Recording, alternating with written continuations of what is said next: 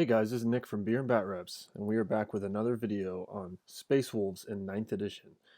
And today is a doozy. We have my second favorite character in the entire book, Bjorn the Fell-Handed. If you're anything like me, you love the Space Wolves because of their tactics, their lore, their savagery, and also one of the most important things is their plethora of named characters with just amazing backgrounds and statistics on the actual battlefield. Might be a reason that you or someone you know plays Ultramarines. They have so many named characters. I am that way with Space Wolves. Their named characters are great. Mainly I use the same three every time, and that's Ragnar, Bjorn, and Murderfang. But today we are talking about Bjorn, who's quite possibly one of the top combat characters in the game, in that you can't target him till he's right in your face because he's a character. And he just hits like a truck. He has so many tricks and stratagems he can use. I mean, he can take down greater demons. He can fight night titans. He really hits hard. And today we'll go through his lore, his warlord trait. We'll go over different stratagems, both from the Psychic Awakening book and from the normal Space Wolf Codex, and just different ways I use him on the field, different weapon loadouts.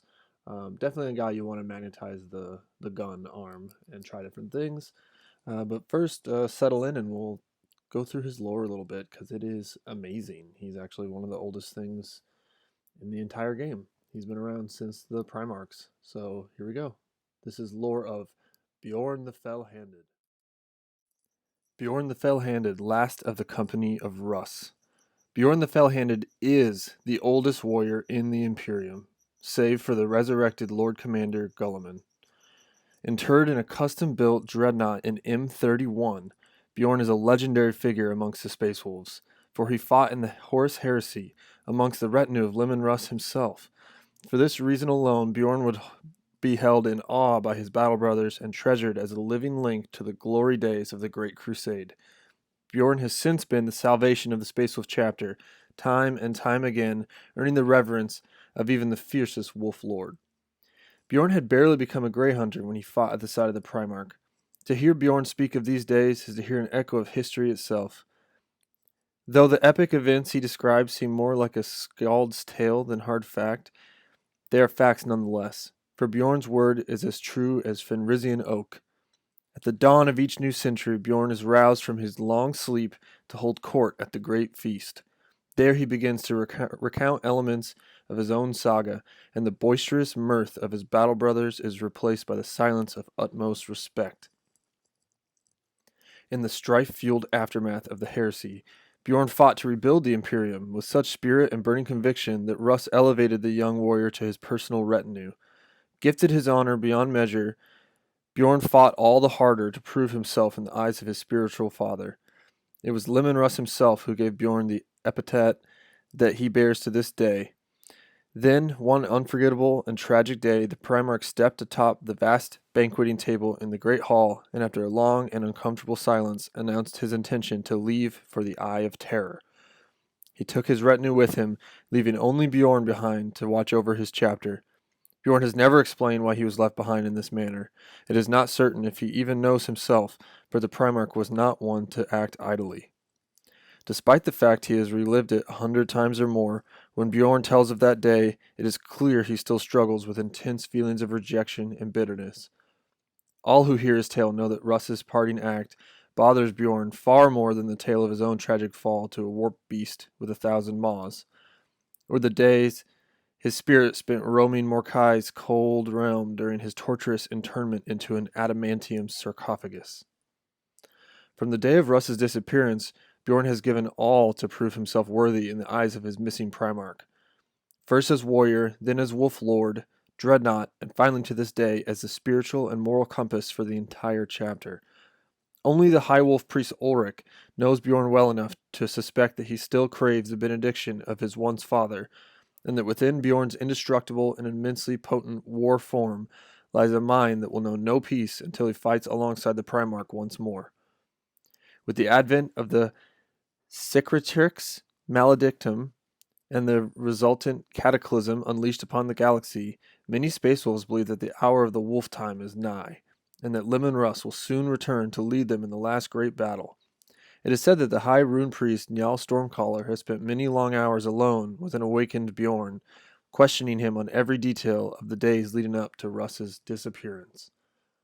So, earlier, when I said he was one of the oldest, I stand corrected. He is the oldest warrior in the entire Imperium, other than Gulliman himself.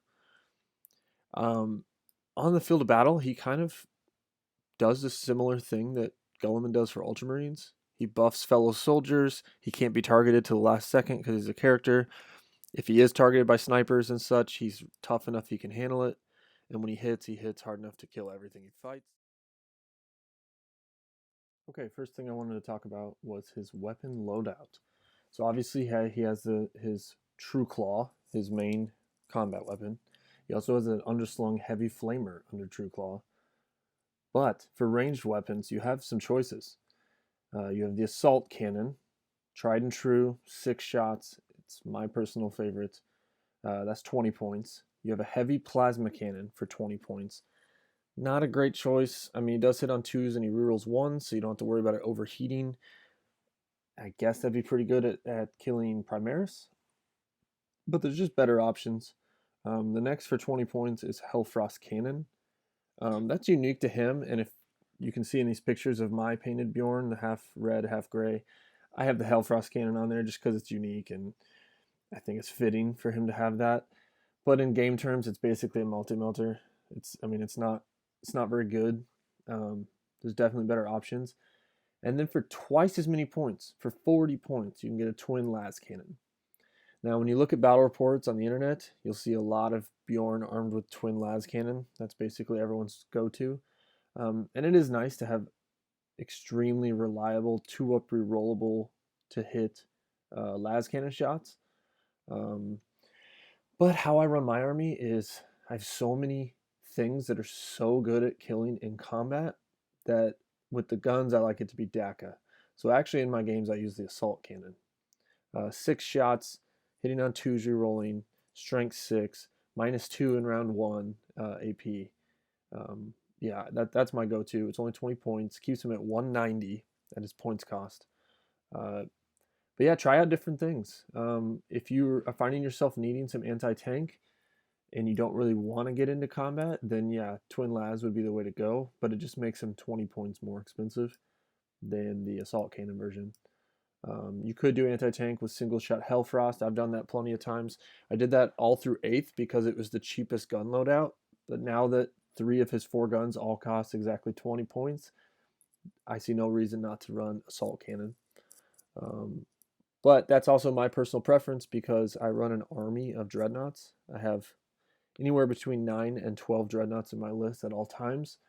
They all have a dreadnought close combat weapon or a Fenrisian axe or a Great Claw. So they love fighting in combat. Because of that, I give everyone as much DACA, as much volume of firepower as possible. So basically my army shoots hundreds of shots and then hits super hard in combat so that I can kind of take on all comers. If I went anti-tank, that's kind of doing the same job my Power Fists, my Dreadnought close combat weapons do. So I like to be flexible and shoot lots of shots in the shooting phase and then hit super hard in the combat phase. Let's take a look at his stats. Okay, first thing to notice about Bjorn is that he has movement 8, which for a Dreadnought is very fast. That's as fast as Redemptor Dreadnoughts. It's as fast as Wolfen Dreadnoughts. Any Dreadnoughts that like to sprint across the field usually have 8. Redemptors start at 8 and they actually get bracketed and get slower, whereas Bjorn does not bracket. He could have 1 wound left and he's still just as dangerous. So, movement 8 inches, weapon skill 2+, ballistic skill 2+, strength 7, toughness 8, which we'll come back to, wounds 8, attack 5, leadership 9, save 3+. So great stat line. Very, very powerful. Now, toughness 8. That is very rare for a Dreadnought. We're talking Leviathan and Ironclad. I think are some of the only 2 that have toughness 8. His Dreadnought armor looks the same as any other Dreadnought. When he's on the field surrounded by his brothers, they all look the same, but his is toughness 8, which goes a long way. It actually makes a huge difference because there's a lot of strength 7 autocannon fire. There's a lot of just strength 7 out there, and toughness 8 really helps. There's a lot of strength 8 out there, which means you're only wounding them on 4s instead of 5s. It makes it so that when people try to snipe him with snipers, they need 6s to wound him. Now I know 6s will also do a mortal wound if you're a sniper, but still, it's really good defense. Wounds 8 is great because you can hide until the last second behind a wall of Primaris, or I walk in behind 3 Redemptor Dreadnoughts. You got to get through all those guys before you can target Bjorn, and then he gives them rerolls. All right, so Assault Cannon is how I have him, heavy 6. He has a heavy flamer, and he has True Claw. True Claw is a melee weapon that is strength plus 5, so that makes him strength 12. You know, I'd like it to be strength 14 like the Redemptors, but it's okay, and you'll see why in a second. So strength plus 5, AP minus 4.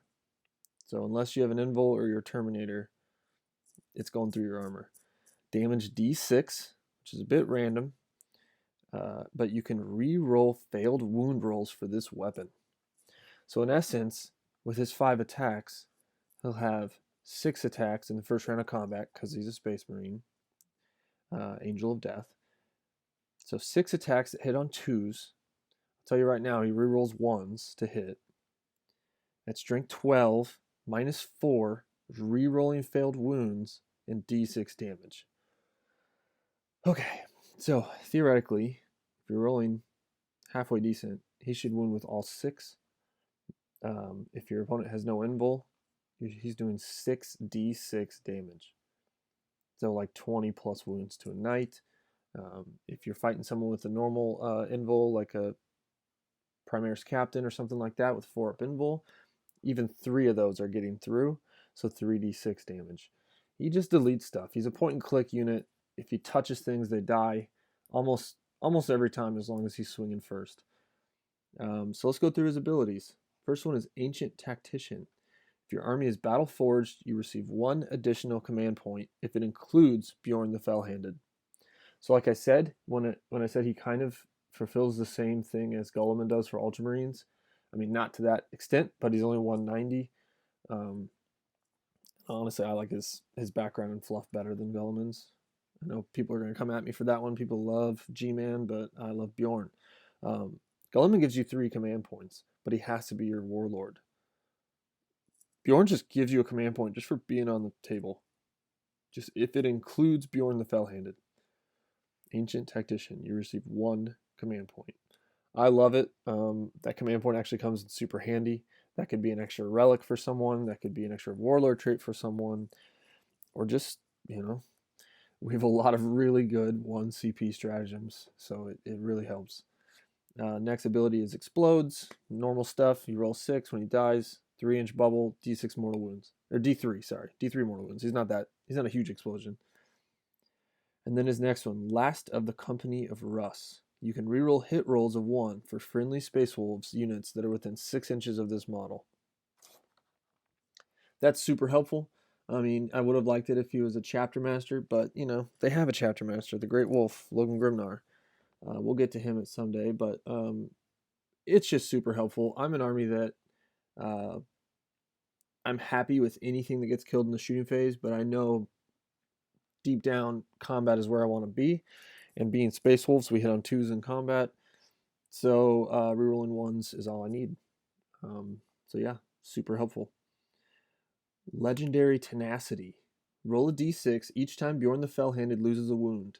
On a roll of 5+, that wound is not lost.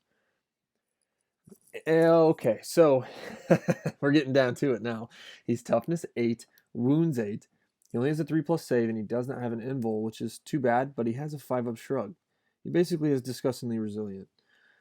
So he's so tough that he shrugs off horrible wounds on a 5+. Next, we have Saga of Majesty. If a unit is affected by this saga, they automatically pass morale tests. In addition, if they are character, increase the range of any aura abilities they have by 3 inches. Excluding explodes, healing bombs, battlesmiths, abilities of the Relic of the Fang, and effects of psychic powers. Deed of Legend, slay the enemy warlord with your warlord. So, that is his warlord trait. I always make Bjorn my warlord because I feel that it is very, very good. Because now his 6-inch bubble of reroll ones to hit is 9-inch bubble of reroll ones to hit. And anyone who's ever played with or against Mars, AdMech, you know Belisarius Call's 9-inch bubble. It's very, very good. I mean, that reaches most your stuff if you're at least walking near each other. After that, he has smoke launchers, normal stuff. If you find him out in the open, it may be smarter to pop your smoke launchers instead of shooting your assault cannon. I always forget he has these. It never really comes up. I always keep him hidden well enough until he's ready to charge, but that could come in handy definitely. I'm not sure I ever used his smoke launchers in all of 8th edition, but as 9th edition now, it's a new edition. You got to stay even closer to your bodyguards, so smoke launchers could definitely come in handy. So now you're kind of seeing how he works on the battlefield. He's a force multiplier, and then when he does fight, he's incredible. That's why I kind of always say he's like Guilliman. He's got a 9-inch bubble of reroll ones as he walks up the field. He's got a good gun. He has a heavy flamer as well, so don't forget about that. And then whatever he fights usually dies, and he's got a 5 at feel no pain. So he does it all. 190 might seem pricey, but he gets his points back almost always just by being a force multiplier and just putting out hate. I've seen this guy drop Night Titans. I've seen him flip over tanks. In our character HQ tournament on our channel that we did, we had him go against a Bloodthirster. Unfortunately, he lost the initiative roll-off and was slain by the Bloodthirster. But I'm almost positive if he had won the initiative, he would have killed the Bloodthirster. Like, he's that powerful. So, how I use him on the table. Like I said, I walk him behind 3 Redemptor Dreadnoughts. It works wonders because his assault cannon goes really well with their DACA loadout. I give them the heavy onslaught Gatling cannon and the onslaught Gatling cannon and 2 Stormbolters each. So it's just buckets of dice walking up the field at 8 inches each model. And if they get there, it's Bjorn and 3 Redemptors just hitting you on 2s, just rerolling 1s in combat. So they're very, very strong, very, very powerful, just ball of DACA death. And then I usually have a flank of Ragnar and some combat dreadnoughts, like Wolfen dreadnoughts, running up a flank with Murderfang. So you kind of have these 2 death balls. One's shooting like crazy and one is going up a flank. Sometimes marching next to Bjorn, I'll run if I'm like going to a tournament and want to be that guy, I'll march next to him with a Leviathan dreadnought, and then Bjorn is giving him those rerolls. I also always have a Primaris Lieutenant, or the Space Wolf version, the battle leader, right next to Bjorn, so that those Redemptors are also rerolling 1s to wound. So it's a really good combo. It's really efficient. Reroll 1s to wound really helps in combat as well. So you always want to have that little Primaris Lieutenant walking behind him, or regular if you're not a Primaris player. And that's the nice thing about Bjorn. He kind of fits with a Primaris list or a old school Marine list of like Grey Hunters and Blood Claws. But my personal list, it's all Dreadnoughts, Fenris and Wolves, or Primaris. It's the only things allowed in my list. I'm trying to be kind of a newer fluff where we painted half of our armor red, as you saw from my paint scheme. My army is called the Cult of the Red Wolf, and it's supposed to be kind of a end times, last-ditch resort. We think Russ is coming back, so all the characters have joined together because it's, we gotta fight to the death. We gotta make Russ proud, the Allfather. So let's talk about stratagems and stratagem use, because he can use some of the best ones. Okay, so when we look at stratagems, you want to look at the ones that affect dreadnoughts or characters. Those are the only ones that are going to be allowed for him for the most part. Some will just say Space Wolf unit, and those will also work well too. So when we're looking at stratagems from the normal Space Wolf Codex, Wisdom of the Ancients is a great one for my Dreadnought army, but you don't need it because he already gives out that reroll 1s. There's not too much that stand out. The main one I tend to run in my army a lot is for 1 CP And this is a super under the radar stratagem. It's called Keen Senses. The heightened sense of the Space Wolves allow them to sniff out prey wherever or however it is hidden. It's great fluff. Use this stratagem in your shooting phase. Choose a Space Wolves unit from your army. That unit doesn't suffer any penalties to its hit rolls this phase. I cannot express enough how powerful that is. I usually use it on a Leviathan with twin Storm Cannon Array or on a Redemptor Dread just to throw out tons of dice. But now that there's terrain that gives -1 to hit for intervening, and then all those like Aldari armies, Alpha Legion, there's all kinds of armies that are still -1 to hit. This just gets rid of that. If there's a flyer that's -1 to hit, this gets rid of it. So for 1 CP, you can just ignore all modifiers. So with Bjorn, let's say you have the twin las cannon and you want to hit on 2s, re-rolling against anything. Flyers, Harlequin bikes that are super hard to hit. You just pop 1 CP. I do this every single shooting phase for the most part because -1 to hit is very common, especially in 9th edition. And it's the most modifiers you can get now. So to be able to ignore that's really nice. There's lots of different armies that boast the best use of like a Relic Leviathan. I actually think Space Wolves is one of them because of that exact stratagem. Just 1 CP to ignore all modifiers is not to be underestimated. That is a very powerful stratagem, and I recommend it in most games. So the next one that you would think about would be Armor of Contempt for 1 CP, a Space Wolves vehicle. When it suffers a mortal wound on a 5+, it ignores that. Normally I would recommend this, but not for Bjorn. He already does this, guys. He comes with his own 5+. So very, very good. So a very important one for 2 CP. Only in death does duty end. You want to save this for Ragnar, you want to save this for Bjorn, and you want to save this for Murderfang. If you run like a Space Wolves Smash Captain, you want to save it for that as well. 2 CP. The final act of a saga should be its most glorious. Only in death does duty end. Use this stratagem when a Space Wolves character from your army is slain. The model can immediately shoot as if it were your shooting phase or fight as if it were your fight phase before it is removed from the battlefield. Wow. So, let's say you're fighting Night Titans. You roll in and somehow don't kill it with your first round of attacks. The Knight then swings back and kills Bjorn. You spend 2 CP to fight again and finish it off. Or you're a little less lucky. You don't time it quite right with your chess moves, and the Knight charges you and kills you. You then spend 2 CP and maybe kill it. It's very, very good. The fact that he doesn't bracket means you get to swing it full strength. It's not like you're at bottom strength or anything like that. It's very, very powerful for basically any of those 3 main named characters in Space Wolves to fight when they die. Very important. It becomes more of a suicide mission for your opponent instead of just taking out your guy.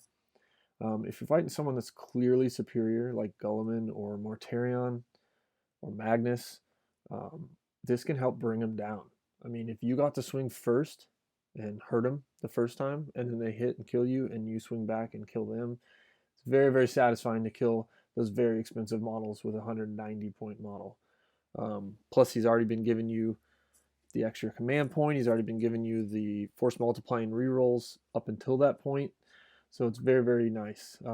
I recommend that stratagem every game. You always want to have 2 CP in your back pocket so that if something goes wrong, you can fight when you die and take out whatever jerk came and killed you. All right, well, we're going to move on to Psychic Awakening now. Okay, so when we pull up in Psychic Awakening, the very first stratagem should stick out right away. It should be bold and bright in your eyesight. Duty Eternal, Space Wolf stratagem. Having tested death before, the Dreadnought pilot is determined to do his duty before his end finally comes. Use this stratagem in any phase when a Space Wolves Dreadnought model in your army is chosen as the target for an attack. Until the end of that phase, when resolving an attack made against that model, have the damage inflicted, rounding up. Now, I have heard rumors that this got FAQ to just be -1 damage, but that's still amazing. It's still totally worth it. It's only 1 CP. So for your Dreadnought character, for Bjorn, who's already T8, who already has a 5+ feel no pain, he now halves damage or has -1 damage, depending.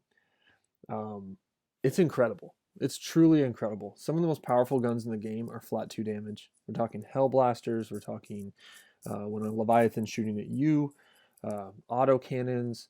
There's so much damage to weapons out there that can really get rid of a character quickly. Not only does he have that 5 up feel no pain, but that happens after you have the damage. So you might go from taking 6 wounds to only taking 3, and then saving one of them with the 5 up feel no pain and only taking 2. It's incredible. It's only 1 CP. I use this I use this every single turn, every single opponent shooting phase, because like I said, I have an army of dreadnoughts. So it's incredibly important. People use this stratagem all the time for very powerful dreadnoughts, and Bjorn is amongst the most powerful dreadnoughts in the whole game, so there's no reason he should not be using that. Okay, so the next big one for him that I definitely talked about in the Ragnar video is Touch of the Wild. 1 CP. I still can't believe there's only 1. I could see this going up with an FAQ, or maybe when the new book comes, it'll go up to 2, or hopefully they don't just drop it, because it is very, very powerful. Space Wolves are ferocious fighters. That's all it says. 1 CP, Touch of the Wild. Use this stratagem in the fight phase. Select 1 Space Wolves character model in your army. Until the end of that phase, when resolving an attack made by that model, an unmodified hit roll of 4+ scores 1 additional hit. Boom! Drop the mic. It's incredible. So, you go from 6 attacks that hit on 2s re-rolling. Math says 3 of those 6 should be 4+. So suddenly, with your 6 attacks, you hit 9 times. And we've already talked about how powerful it is. Strength 12, rerolling wounds, -4, d6 damage. So for 1 CP, you become so much more powerful. So much more powerful. I mean, the hardest choice for me every game is whether to give that to him or Bjorn, or him or Ragnar if they're hitting at the same time, or even Murderfang, because Murderfang has 8 attacks. I'm spoiled with choices with these powerful characters on who to use Touch of the Wild with, because it's that good. It's a must use. If you are using, even without the named characters, if you're just using like a Gravis Primaris Wolf Lord, you want to do Touch of the Wild. Like it's that good. But with a model like Bjorn, with that d6 damage and rerolling hits and wounds at strength 12, I mean, you're just like almost one-shotting anything in the game. Like, I mean, let's just do math against like a Lord of Skulls, something with an amazing amount of wounds and toughness. He goes in, six attacks, 2s to hit, re-rolling. So all 6 should hit. And then 3 of the 6 should be a 4+, just in terms of math. Let's just say we roll math. Yeah, that's 9 hits. Then you're wounding on 3s, re-rolling. So you should be looking at anywhere from 7 to 8 wounds. If you roll a little hot, you can get all 9. Those are at -4 d6 damage. So, I mean, you're looking at over 20 wounds dealt to Night Titan, Lord of Skulls. Yeah, it's so good. It's so good. If they don't die and they hit back and kill you, you pop 2 CP to fight when you die and finish it off. And then lo and behold, your 190-point character, for 3 CPs and 190 points, you killed a 500-point model. That's a net win for the Space Wolves, and we're all howling with delight from that one. Yeah, that's so good. The next main one that I forgot to mention in the Ragnar one is a 0 CP stratagem. Yep, 0 CPs. Knowledge of the foe. Many Space Wolves make full use of their, can't even pronounce it, OMOPHAGEA. Omophagia? Use this stratagem in the fight phase when an enemy character is destroyed by an attack made by a Space Wolves model in your army. You receive 1 command point. So, it's kind of the Space Wolves way to farm CP. If you can kill an enemy character in combat, you just receive a command point. It costs 0 and it gives you 1. It's awesome. I've done it once against typically they hide their characters from my amazing characters as long as they possibly can. I'm sure I forgot to do a couple games, so make sure to have a little cheat sheet to remind yourself you get a command point for free if you kill an enemy character. Now, it is a stratagem, so it's limited once per phase. So if you kill multiple characters with multiple models, you can only do it once in the same phase. So, looking over some of this other stratagems, there's not much else that Bjorn really wants to take advantage of. But yes, you want to take advantage of Touch of the Wild. You want to take advantage of Knowledge of the Foe. You want to take advantage of Duty Eternal. You want to fight when you die. And you may want to use the Keen Senses Ignore Modifiers strat with his gun as well, because he's very, very efficient. And ignoring the -1 only makes him even more efficient. So thanks, guys. This has been about Bjorn. He's one of my all-time favorites. He is easy to use because you can hide him like a character. He's easy to use, hard to master, I would say. Like I said about Ragnar, he is a bit of a cruise missile. People know him. People fear him. They tend to move sideways as he's running up the board to try to get away from him. Rarely do people just run up and want to fight him because he just wins. And they know you have the stratagem to just kill whoever kills him. So things to watch out for with Bjorn. 3-up invul characters like Smash Captains with Thunderhammers. Because you yourself don't have invuls, you're going to have to rely on your 5-up Feel No Pain, and you're going to have to rely on the 1 CP Duty Eternal -1 damage strat, because that'll help a lot against those damage 3 Power Fists, or damage 3 Thunderhammers.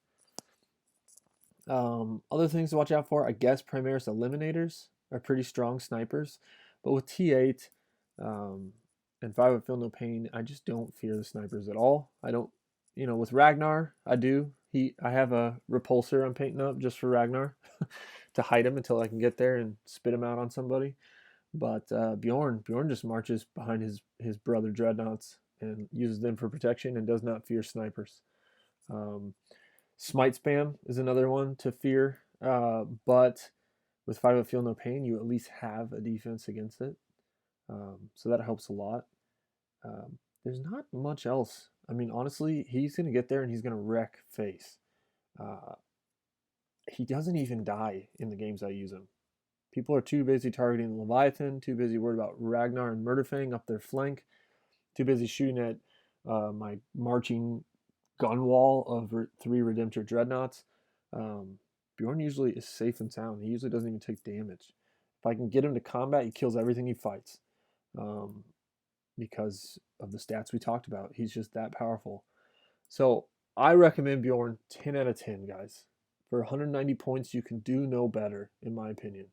He's amazing. He's going to give you incredibly efficient firepower, incredibly dangerous and efficient combat. He's ruling hits and wounds. He has stratagems to make him even more potent, to make sure he kills anything he fights, and to make sure he fights when he dies if something is strong enough to kill him. For 190 points, he should get his points back every game. Even if he doesn't get his points back, he's an amazing force multiplier with a 9-inch reroll ones bubble. He's as close to an auto take as Ragnar is, in my opinion. I run them both. They're my boys. They come every game. They're ready to fight, ready to howl at the moon, kill some stuff. I recommend it. You should try him out. He's a lot of fun. The model's tons of fun to assemble and paint. He comes in the normal Venerable Dreadnought Space Wolf box. You can just build it as Bjorn. Yeah, he's a ton of fun, guys. I recommend it. This has been Nick from Beer and Bat Reps with one of my Sons of Russ 9th edition Tactica Space Wolves videos. Next video will be the last of my favorite characters, Murderfang. His name is hilarious. If you say his name in front of non-Warhammer players, they get a big grin on their face because it's so outrageous. Even other Warhammer players laugh at his name. It's hilarious. Murderfang. But he is not to be trifled with on the battlefield. He is amazing. And we will come back next time with his fluff, his lore, his statistics, how to use him on the battlefield efficiently, what strats to use. We'll be back, fellow Space Wolf players. And if you're on the fence about becoming a Space Wolf player, do it.